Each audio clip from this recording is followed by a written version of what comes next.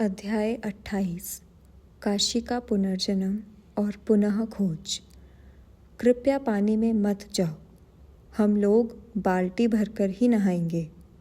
मैं रांची के छात्रों को संबोधित कर रहा था जो मेरे साथ पास की पहाड़ी पर 8 मील की पदयात्रा पर आए थे।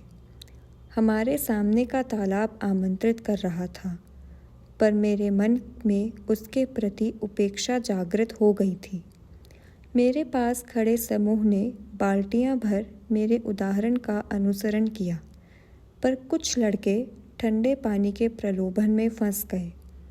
जैसे ही उन्होंने तालाब में डुबकी लगाई, बड़े पानी के सांप उनके चारों ओर रेंगने लगे। बच्चे हास्यास्पद तत्परता से तालाब से बाहर निकले।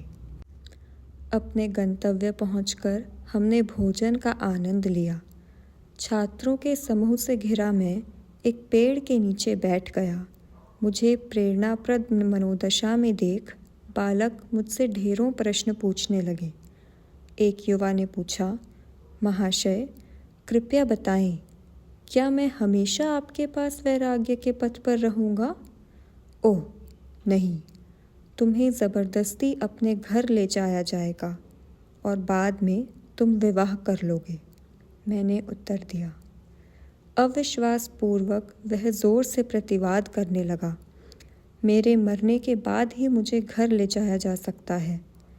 पर कुछ ही महीनों में उसके माता पिता उसके आंसू भरे हठ के बावजूद उसे लेने के लिए आ गए। कुछ वर्षों बाद उसने विवाह भी किया। बहुत सारे प्रश्नों के बाद काशी नाम के लड़के ने मुझसे प्रश्न किया। वह लगभग 12 वर्ष का एक उत्कृष्ट छात्र था और सबका प्यारा था। महाशय, उसने कहा, मेरे भाग्य में क्या है? तुम जल्दी ही मर जाओगे।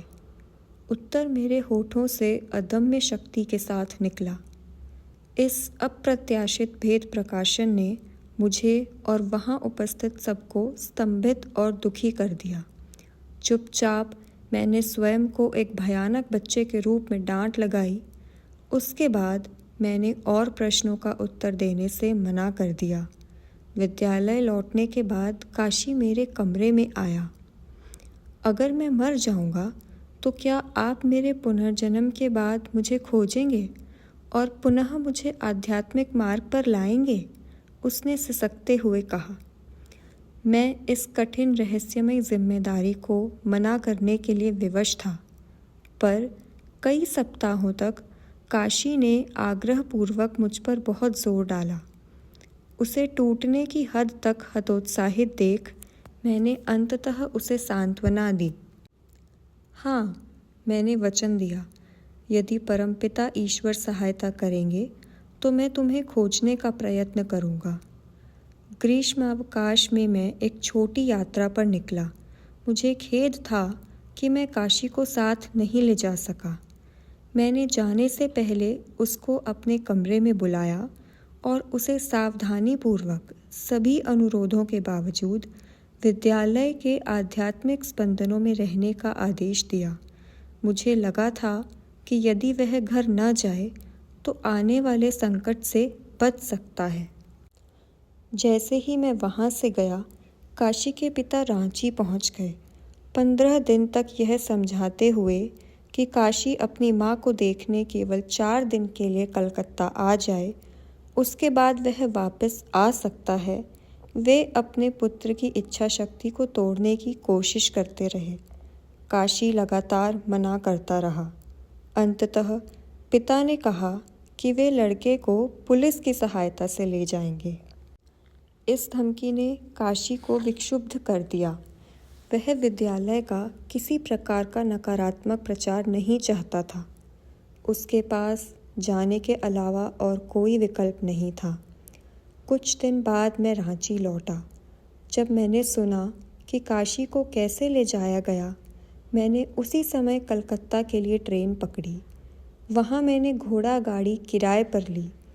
आश्चर्य की बात है कि जैसे ही गाड़ी ने गंगा पर बने हावड़ा पुल को पार किया, मैंने काशी के पिता और अन्य रिश्तेदारों को शोक वस्त्रों में देखा।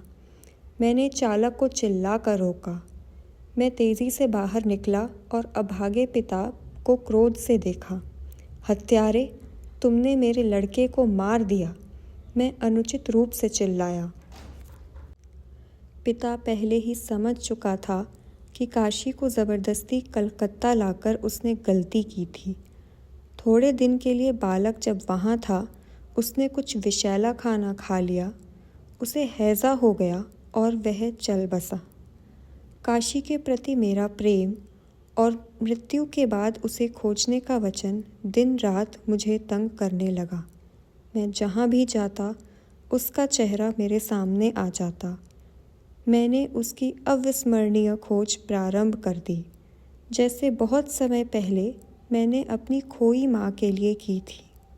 मुझे अनुभव हुआ कि भगवान ने मुझे बुद्धि की जितनी शक्ति दी है, मैं उसका प्रयोग करूं और अपनी शक्तियों पर अथाह जोर डालूं, ताकि उन सूक्ष्म नियमों को खोज सकूं, जिनके द्वारा मैं उस बच्चे के सूक्ष्म देह का पता लगा सकूं। मैंने अनुभव किया कि वह ऐसी आत्मा थी जो अपूर्ण इच्छाओं से स्पंदित थी, सूक्ष्म क्षेत्रों में असंख्य प्रकाशित आत्माओं के बीच तैरता हुआ एक प्रकाश पुंज। इतनी सारी आत्माओं के स्पंदित प्रकाश के बीच मैं उसके साथ कैसे संपर्क करूं? योग की गुप्त प्रविधि का प्रयोग करके मैंने काशी की आत्मा के प्रति अपने प्रेम को आध्यात्मिक नेत्र के माइक्रोफोन भौहों के माध्यम आंतरिक बिंदु द्वारा प्रसारित किया।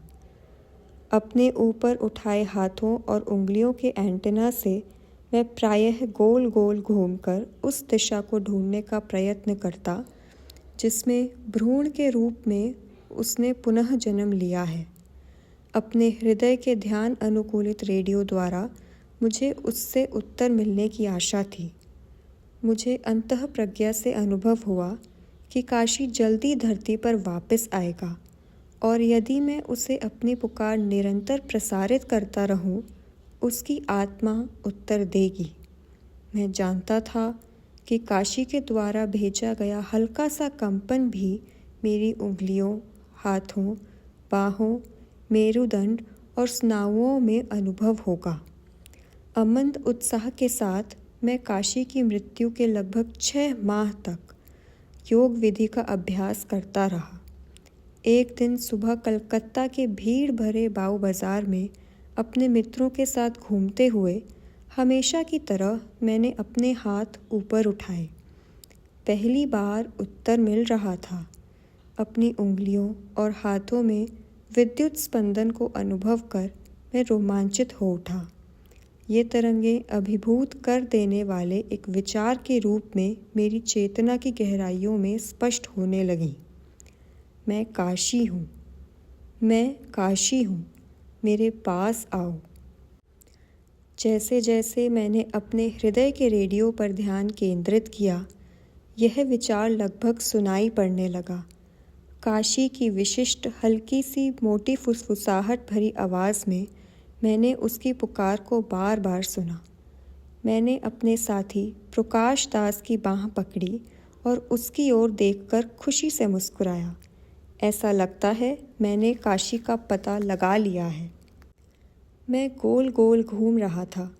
मेरे मित्र और राहगीरों को मुझे देख स्पष्ट कौतूहल हो रहा था। विद्युत संवेदन मेरी उंगलियों को तब अनुभव होने लगते जब मैं पास के एक रास्ते की ओर मुख करता, जिसका नाम उचित ही सर्पेंटाइन लेन था। जब मैं दूसरी दिशा में मुड़ता तो वह सूक्ष्म प्रवाह गायब हो जाता।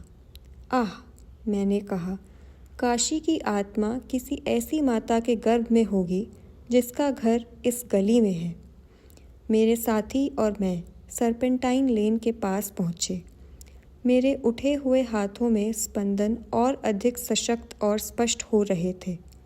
मानो किसी चुंबक द्वारा मैं सड़क के दाहिनी ओर खिंच गया। एक घर के दरवाजे के पास पहुंचकर मैं स्वयं को वहां अचल देख अचंभित था। अत्यधिक उत्साह से अपनी सांस रोककर मैंने दरवाज़ा खटखटाया। मुझे लगा मेरी लंबी, कठिन और निश्चित रूप से असामान्य खोज सफल हो गई है। दरवाज़ा एक सेविका ने खोला। उसने बताया कि उसके मालिक घर में हैं। वह दूसरी मंजिल की सीढ़ियों से नीचे उतरे और मुस्कुराते हुए मेरी ओर प्रश्न भरी दृष्टि से देखने लगे। मैं नहीं जानता था कि मैं अपना प्रश्न कैसे करूं, जो उपयुक्त और अनुपयुक्त दोनों था। महाशय, कृपया मुझे बताएं कि क्या आप और आपकी पत्नी लगभग 6 माह से बच्चे के जन्म की प्रतीक्षा कर रहे हैं? हाँ, ऐसा ही है। यह देख कि मैं एक स्वामी हूँ और सन्यासियों के पारंपरिक भगवे वस्त्र पहने हूँ, उन्होंने विनम्रतापूर्वक कहा, कृपया कर बताएं कि आप मेरे बारे में कैसे जानते हैं। जब उन्होंने काशी और मेरे द्वारा उसके वचन के बारे में सुना, उस आश्चर्यचकित व्यक्ति ने मेरी कहानी पर विश्वास कर लिया। मैंने उन्हें कहा, आपका एक पुत्र होगा जिसका रंग गोरा, उसका चौड़ा मुख और माथे पर भ्रमरी होगी। उसका स्वभाव मुख्यतः आध्यात्मिक होगा। मुझे विश्वास था कि जन्म लेने वाले बच्चे में काशी से ये समानताएं होंगी। बाद में मैं बच्चे से मिलने भी गया, जिसे उसके माता पिता ने उसका पुराना नाम काशी दिया। शैशवावस्था में भी देखने पर वह मेरे प्रिय छात्र काशी से बहुत मिलता जुलता था।